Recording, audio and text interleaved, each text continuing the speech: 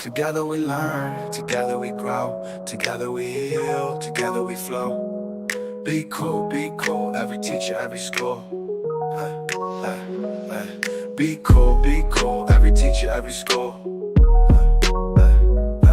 Be cool, every teacher, every school. Be cool, every teacher, every school. Be cool, every teacher, every school.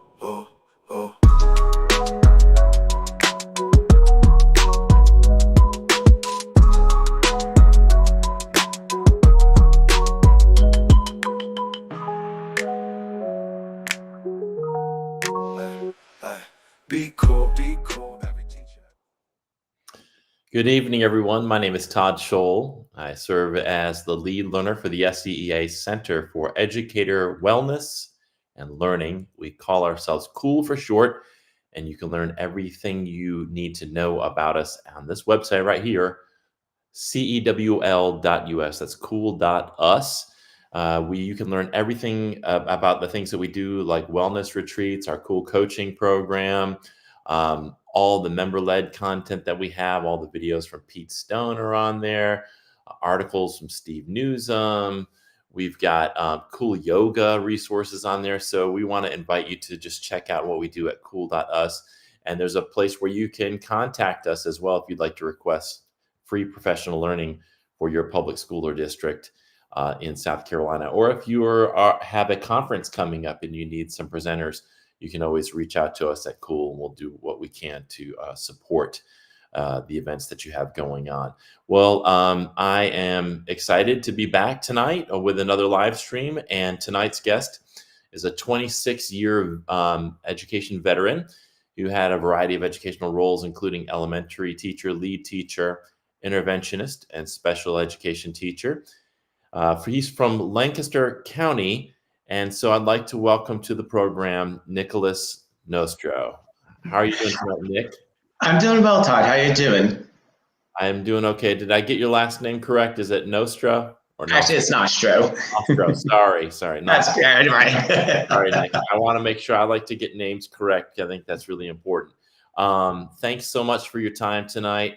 And I'm kind of interested because as we were talking before we came on, my career started in 1995, which to me doesn't seem like that long ago, but I know some younger folks are there thinking, wow, he's ancient.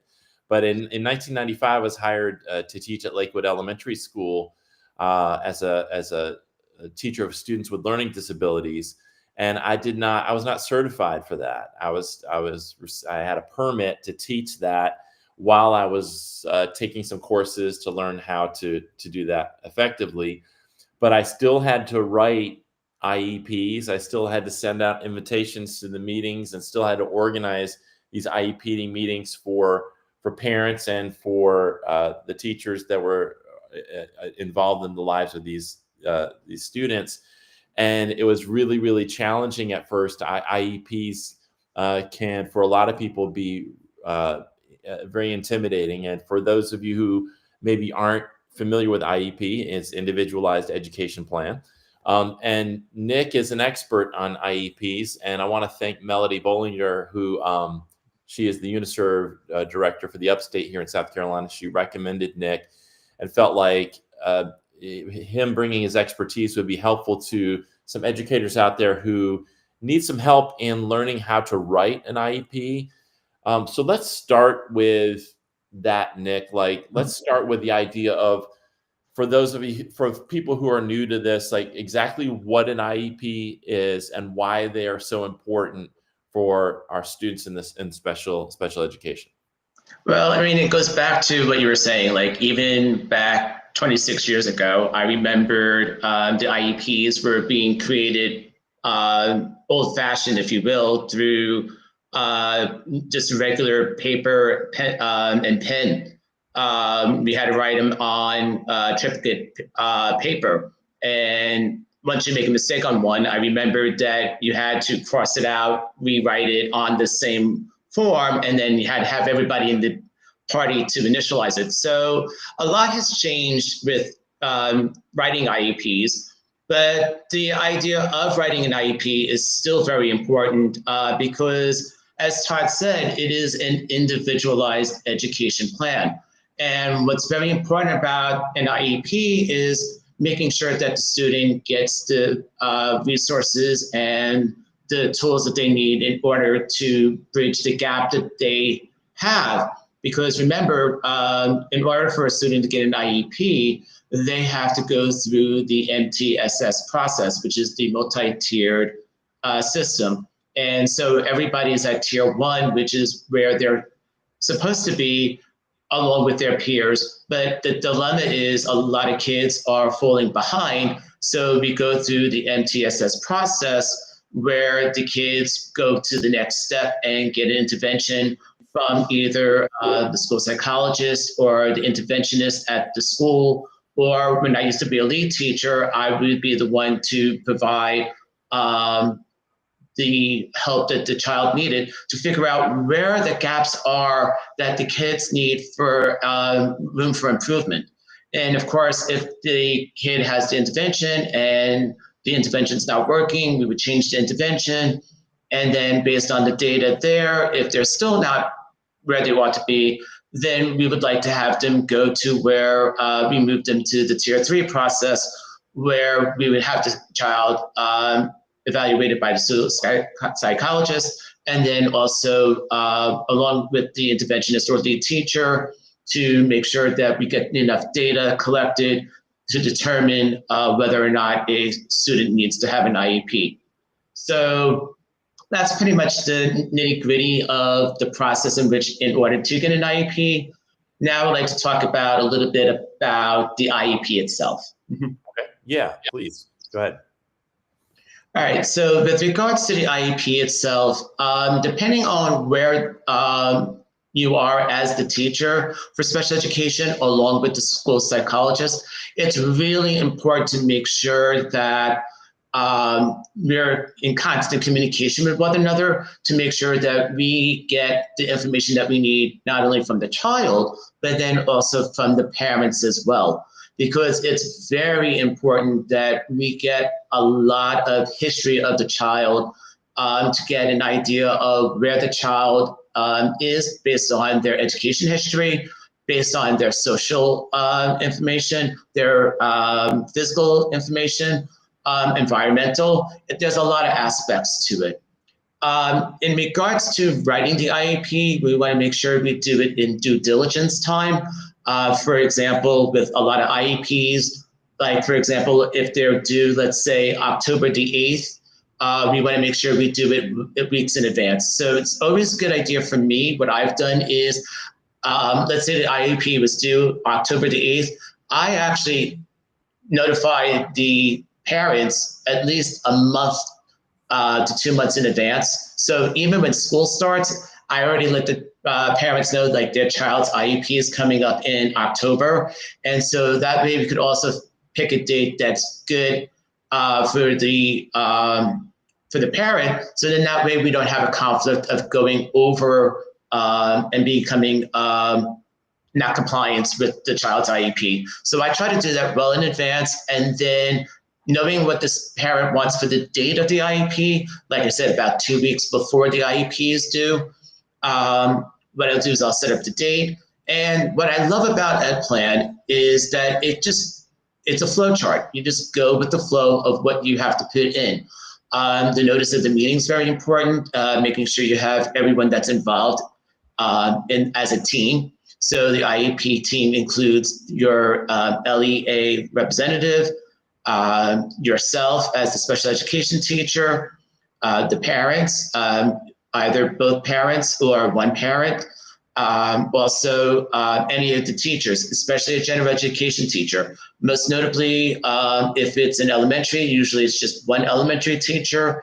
If it's departmentalized, you might want to get a teacher where the child's IEP actually is needed assistance. So for example, if you have a child that is struggling in math, then it would probably be great to have a math teacher there. So that way you have that expertise of seeing what the child is and is not doing for that information. And it helps out creating the actual IEP goals along with the data that you collected by yourself with the previous IEP or from the information that you're getting from the school psychologist as well.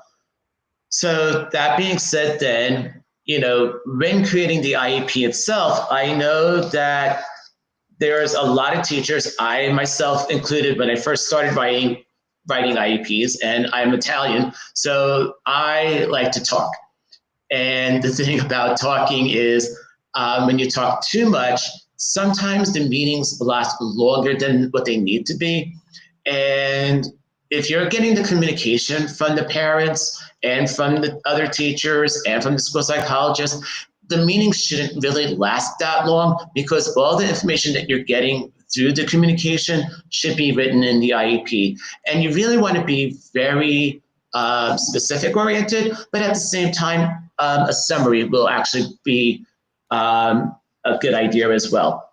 So once you have the meeting and everything, the biggest thing is that I've always see is when you're writing the IEP, you want to make sure that you have the information that you need as well as data. What I like to do is I create with my students what is known as a data notebook. And it's pretty much exactly what it says. It's their data notebook or data binder. And basically I have it where it's tabbed. And I probably could provide later on a picture of it through the Facebook page and after this live stream. But basically it has the student's IEP, parent guardian information, any benchmark data that we use, progress monitoring data, which is very important, and a lot of the student's work samples. And that work samples can also include the information for the student with progress monitoring. And so when you create the IEP and you already have the notice of meeting, again, making sure you have the present level of performance. And that's including the goals and objectives. So what I like to do is where it says data from the following sources were used to establish present levels and priority of education needs. Now, again, depending on where you are in writing an IEP, the information can come from the previous IEP. The parent input is very important. Annual goals and progress report, teacher observations and input. I also like to include the children's input. Now, for a lot of students, they're not at the transition to 13. That's another form of an IEP, because you have an IEP and a transition to 13 IEP, and then later on you actually have a transition to, I believe it's 18 IEP. So what happens is that's for goals to go on to college or vocational school or what they want to do for their career. But I always get my students' input, because it's very important to get their say, because it's their IEP. It's individualized to their need. So I always try to get their input as well, so they have that responsibility for it, as much as we are responsible to make sure that we abide to the IEP, along with their teachers and anyone else who's part of the IEP team. Summarizing parent input, that's very important. Again, summarizing what the parents are finding in their child's strengths, but then also what they feel is an area of concern. And then, again, also putting in information about the student. I like to say that the student is enjoying playing board games, or is enthralled in their soccer matches during the fall. So it's those kind of things that you want to add into that IEP that makes it not only for the parents, but like I said, for the students as well. And then when it comes to the actual IEP itself, it's very important that we want to talk about what is their areas of strengths. And again, when you write an IEP, you want to make sure you write down as much information as you can. But again, you want to make it to where it's not a whole lot. What I like to do is when I do an IEP and I write about their strengths, what I like to do is I like to do it based on where they're doing both in reading, written expression, math, and if it's something with like a physical activity, because some IEPs might have a student that might need a IEP for a physical need, I also like to give them their areas of strengths as well in that IEP, what they're able to do. And then that could be math data as well. That could be from, again, parents' input, teachers' input, and you want to put all that in for that section. And then, of course, where it says for the area of concerns or their needs, that's where you really want to put in the idea of where they want to put the information is, where actually their goals are. So, like, for example, you could say that the student's area of concern is in reading context clues, working on reading fluency, inferential questions, whatever they have based on that IEP goals should be put and provided in their weaknesses. And then writing the actual goals. So in writing the actual goals, again, we used to write it, we still do want to write it where it's a SMART goal, but the wording now has changed to where you're saying given, and then what they're going to be doing. So I'll give you an example.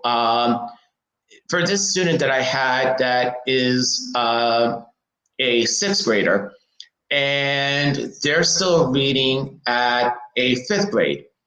And this is based on the data that we've collected.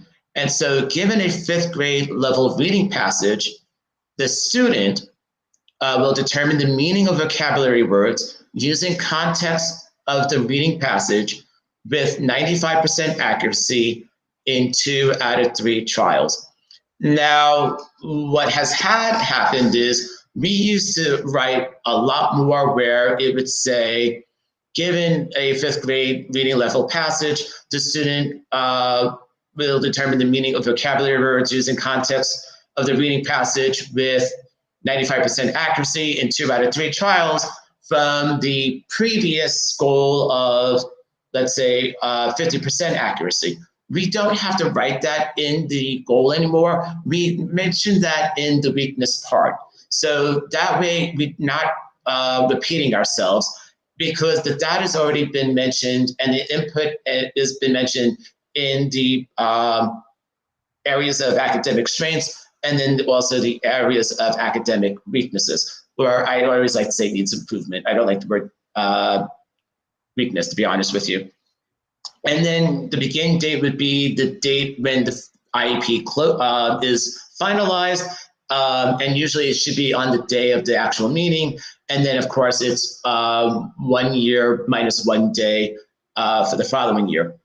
Now, for the evaluation procedures, in the past, a lot of people think they would say, as measured by AIMSweb or as measured by Acadians. We don't want to do that anymore. And the reason why we don't is because a lot of counties in South Carolina don't always use the same curriculum-based measurements. And so what happens is, let's say, for example, Lancaster uses Acadians, but let's say somebody in Cumberland, or let's say York County, uses AIMSweb, then the problem is then we would have to amend the IEP based on the information given from that. So that becomes like a conflict that we have to amend the IEP. So it's always good to say curriculum-based measurement, because it's broad enough that we know what the student needs to work on, and then works on it based on whatever we have in that county. In regards to another reading one, given a 5th grade level inferential question, the student will be able to answer them with 90% accuracy in 2 out of 3 trials. Now, a lot of people probably are going to ask, like, why is it 2 out of 3 and not, let's say, 4 out of 5? Well, again, it depends on the county. In the past, Lancaster used to be 6 weeks marking periods, but then we went back to the traditional 4 marking periods in 9 weeks' time. But the problem is, like, now that we're in October and we're almost getting to the end of the first marking period, the problem is you have from August until October to get as much data as you can with the student. And this is coming back previously from their prior progress monitoring that they've done. And you also have to look at their progress report. So remember, you're also taking information from their previous IEP and their progress report.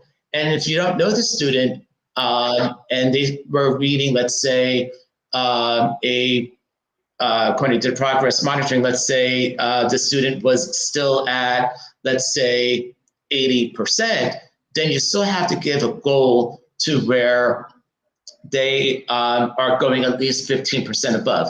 Now you're probably saying also, well, 90%, 95% is too high because usually a mastery goal is 80%.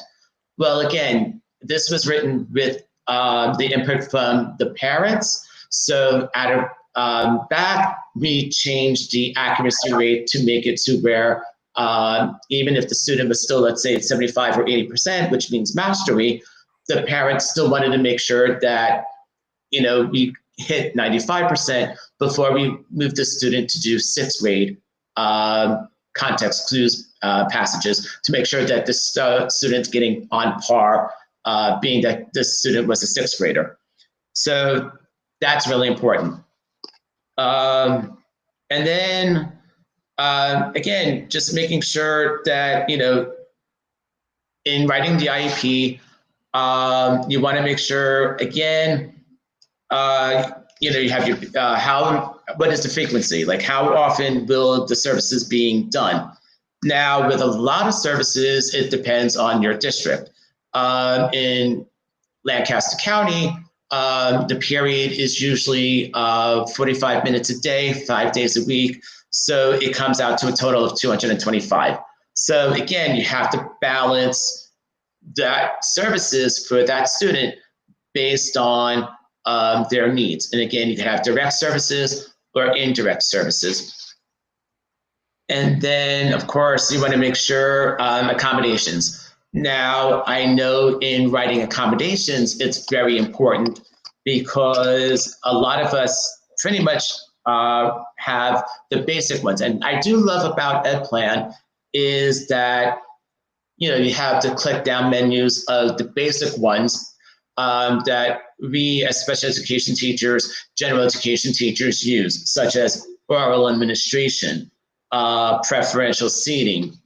Those are like the common ones that we always use. But the problem with those is we really need to be specific as to what oral administration means. So that's what I like about EdPlan is that it says describe any special instruction. So for example, with regards to oral administration, we made it to where we said oral administration.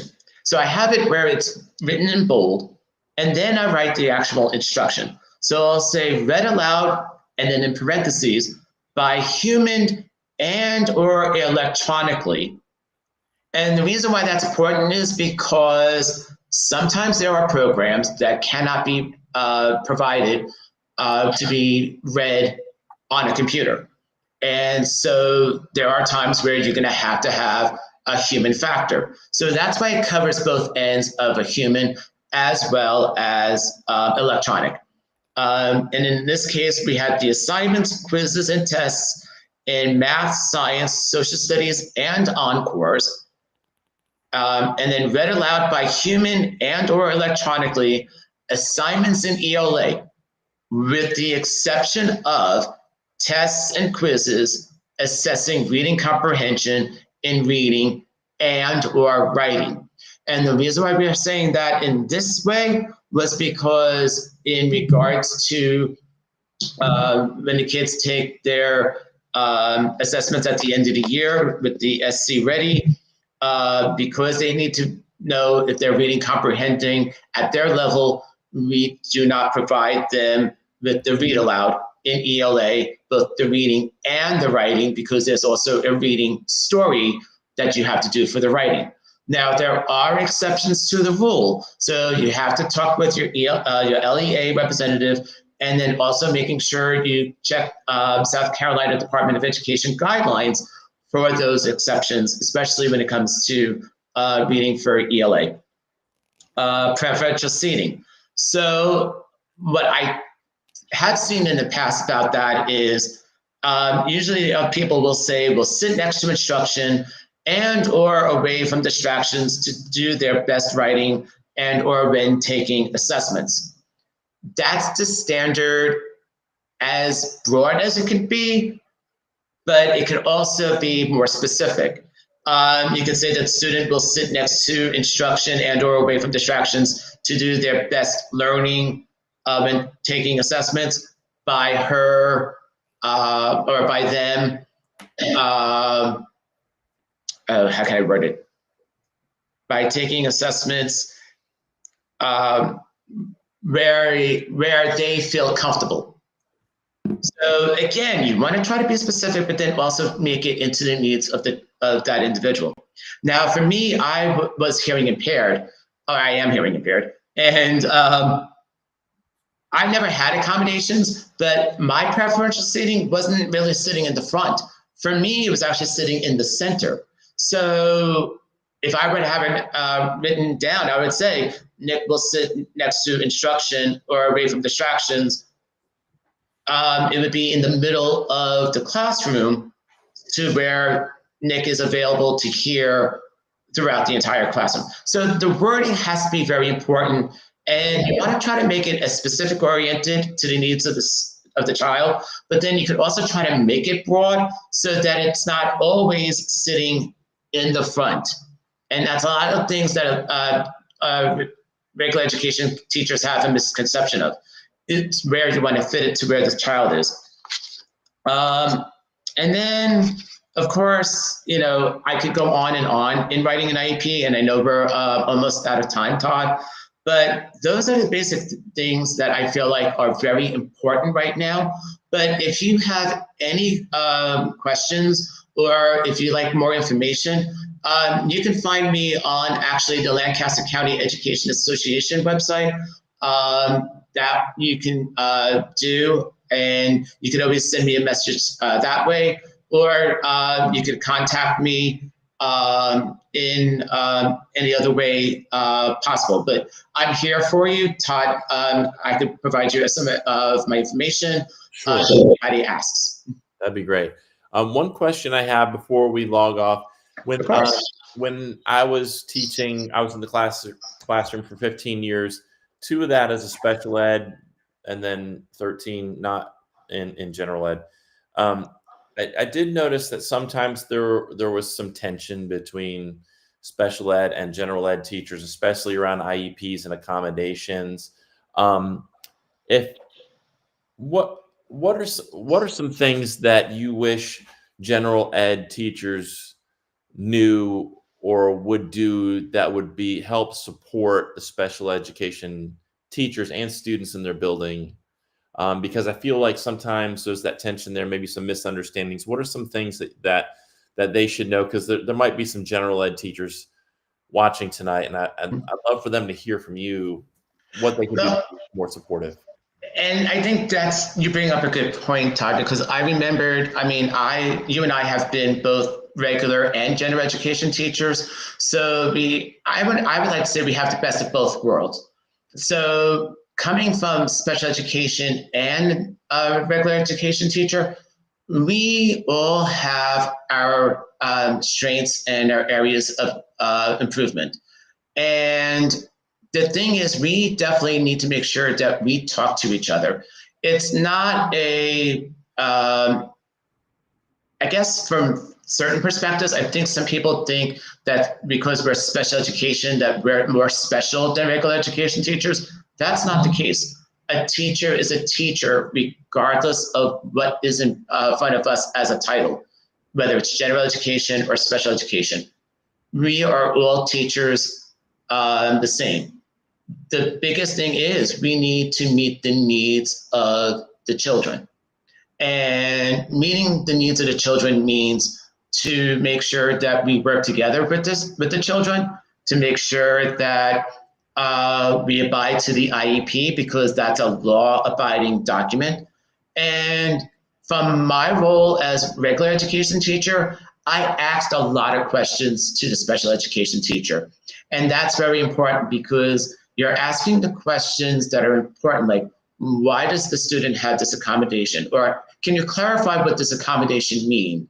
How can I work with this child with this reading goal? Because if I've already been doing that through the tiered system, and I've been the one who's been doing the intervention with the child, if it's not the interventionist or the lead teacher, then I need to know what else can I do to better help the student. So putting that from the regular education.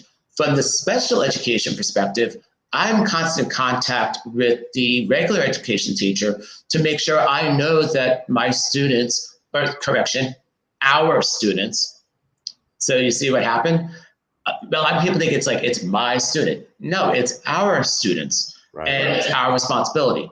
So the thing is, I want to check on our students to make sure that they're using the accommodations, that they are doing the best they can in the classroom. And I make sure that, working with the teacher to ensure that, the child's doing the best work that they can. And then also getting the feedback from the students to make sure that if I'm hearing something about a teacher, I'm going to talk to the teacher. If I'm hearing the teacher saying that their student said something about me, again, it's communication. It's very important. Reaching out to them, reaching out to us, reaching out to the parents, and everybody who's involved in working with the child. Yeah, that's great advice. Thank you so much, Nick.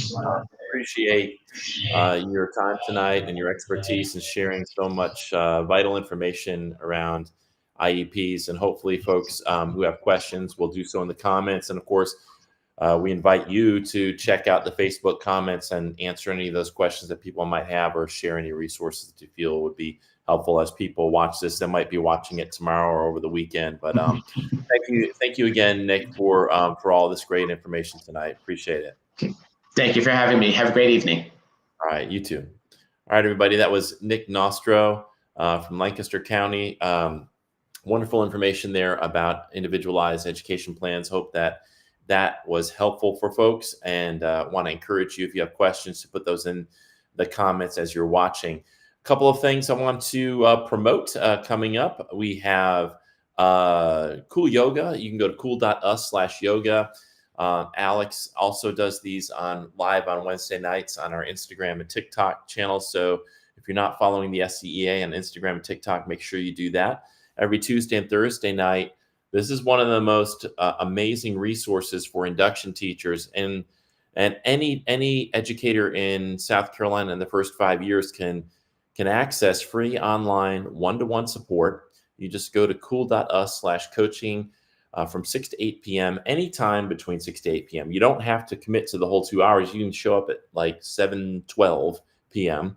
and just log on, and you'll be put into a room with one of these 3 veteran educators, and you can ask them questions, and you can get unfiltered advice without judgment, and ask questions about anything related to teaching, and they will be more than happy to support you.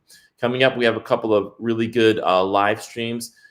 This one is coming up in 2 weeks from tonight, on October 22nd. Matthew Bowerman is an administrator. He's going to be talking about trauma-sensitive spaces. And then in November, on the November 5th, I mentioned Alex earlier in his Cool Yoga series, He's going to be talking to us about yoga and social emotional learning for educators. A lot of times we talk about SEL and we think about SEL for students, but he's going to be talking about SEL for educators. And then coming back on the program is a favorite, Audrey Kalianos, who is a certified nutritionist. And she's going to be talking about linguistic neuroplasticity, and that's going to be on November 12th at 6 o'clock.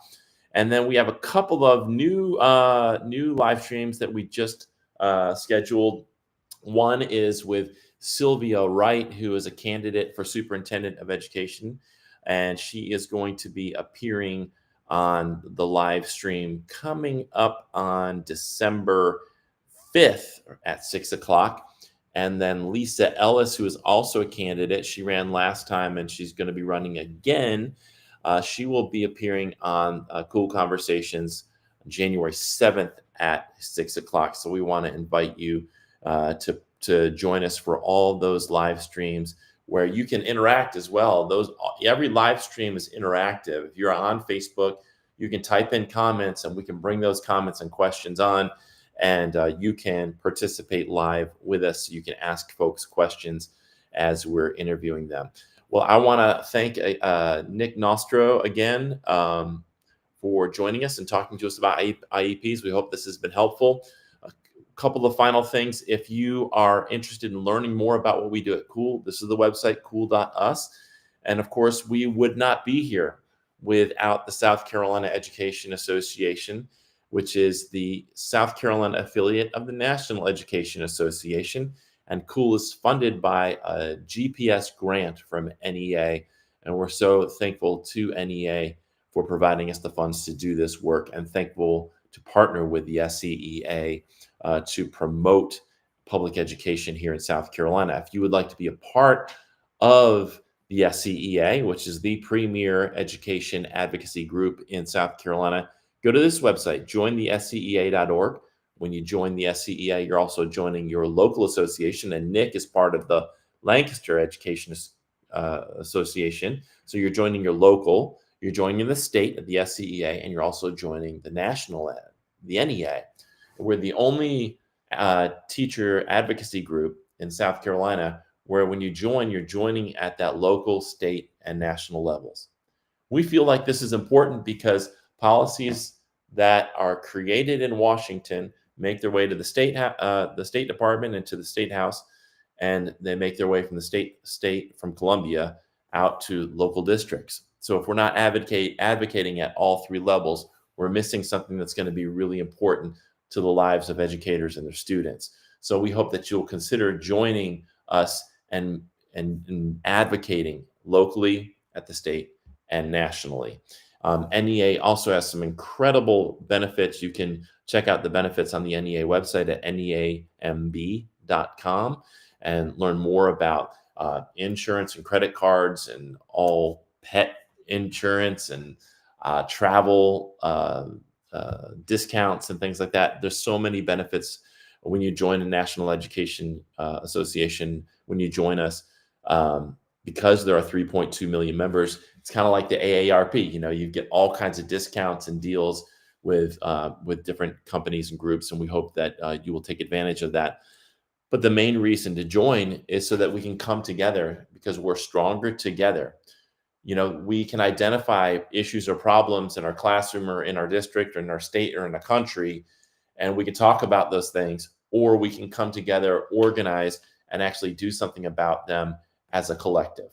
We're stronger when our voices come together and we work together to create those solutions to improve your lives and to deliver the kind of schools that you and your students deserve.